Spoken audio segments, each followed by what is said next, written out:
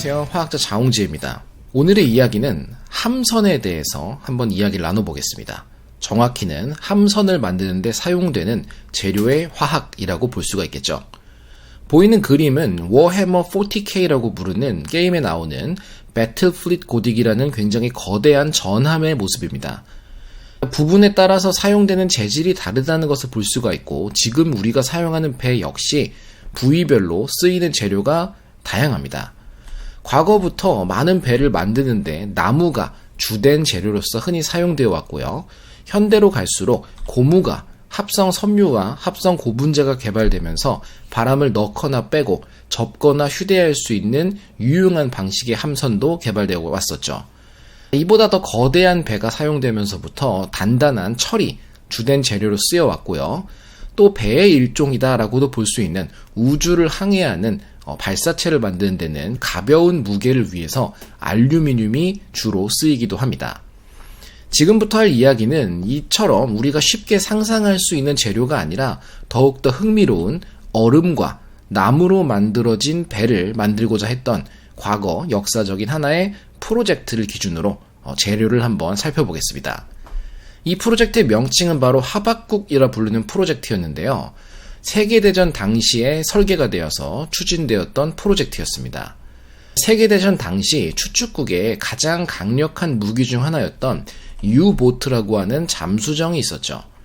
독일어로는 운터시부트에서 U-부트라고 불렀었고, 영어로 Undersea Boat라는 뜻을 그대로 가져와서 흔히 U-보트라고 말하기도 합니다.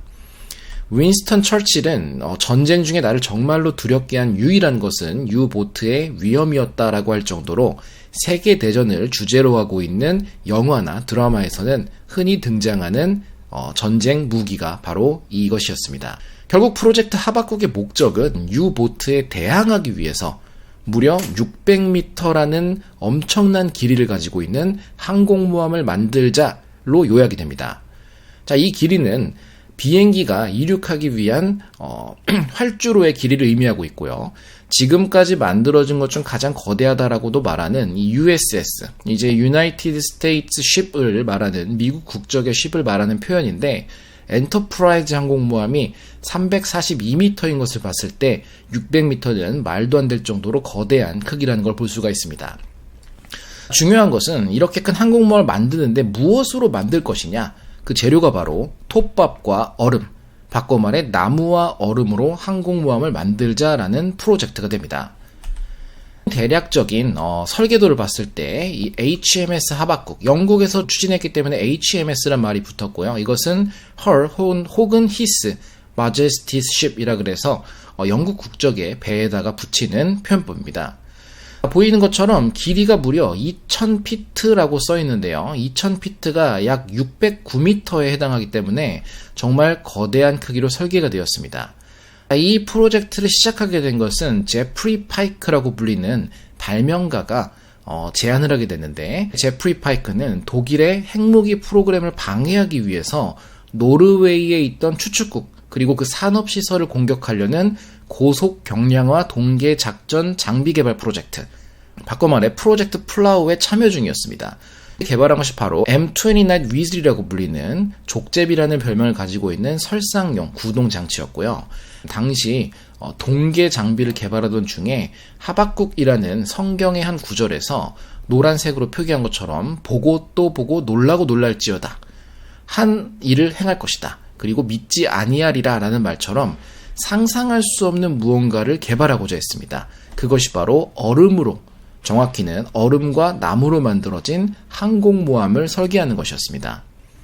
남아있는 설계도를 본다면 초기에 하박국 1이라는 주제로 시작이 되었었는데, 하박국 1은 배 자체를 아예 나무로 만들자라는 걸로 시작이 됐었고, 당연히 큰 메리트가 없었기 때문에 빠르게 폐기가 됩니다.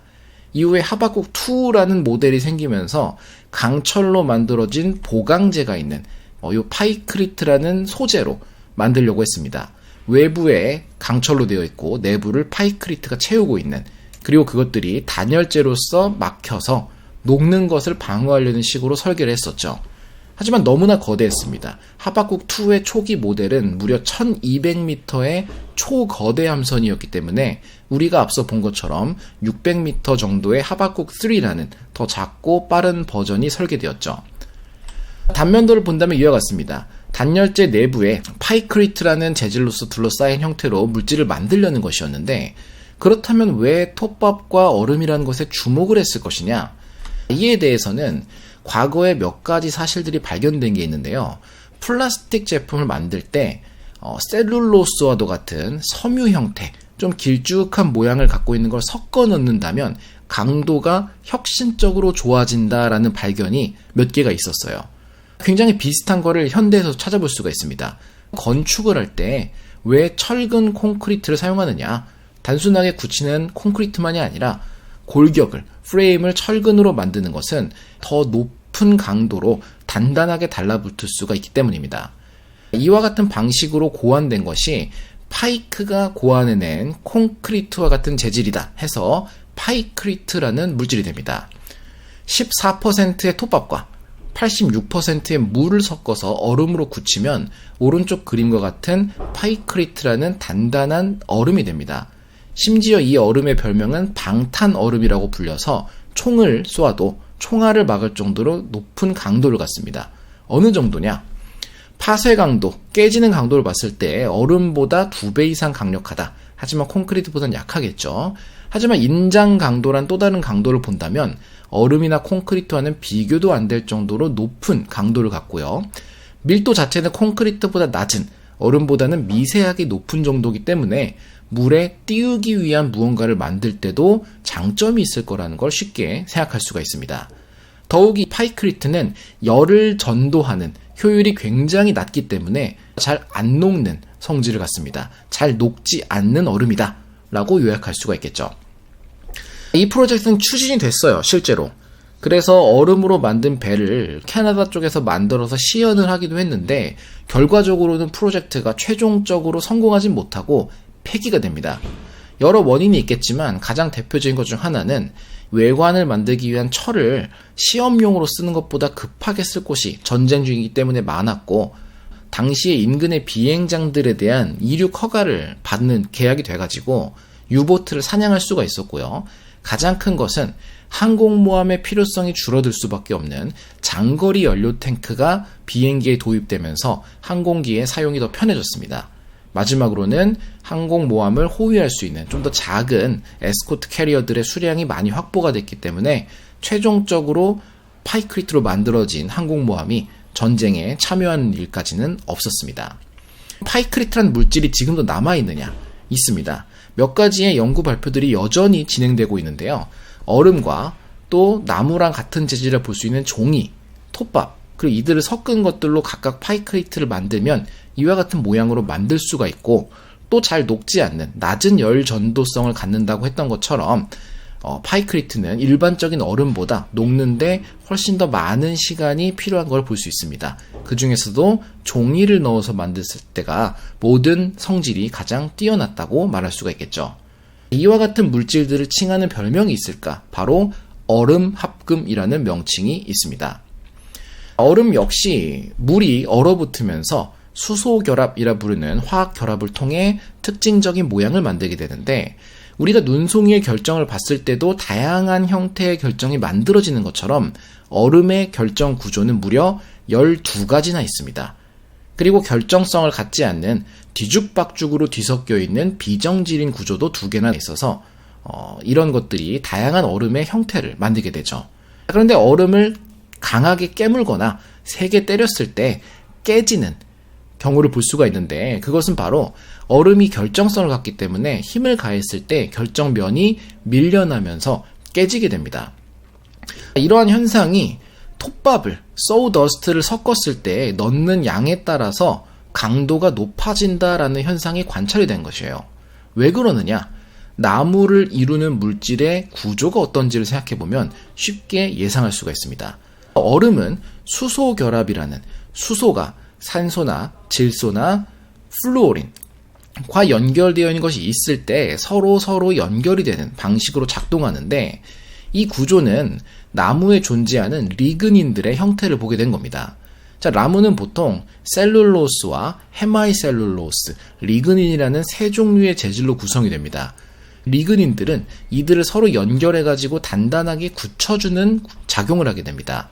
이 세 가지 물질을 봤을 때 공통적으로 알코올이라는 곳에 작용했던 OH라는 하이드록실이라는 작용기가 많이 존재하고 있습니다. 정말 많은 양이 존재하고 있죠.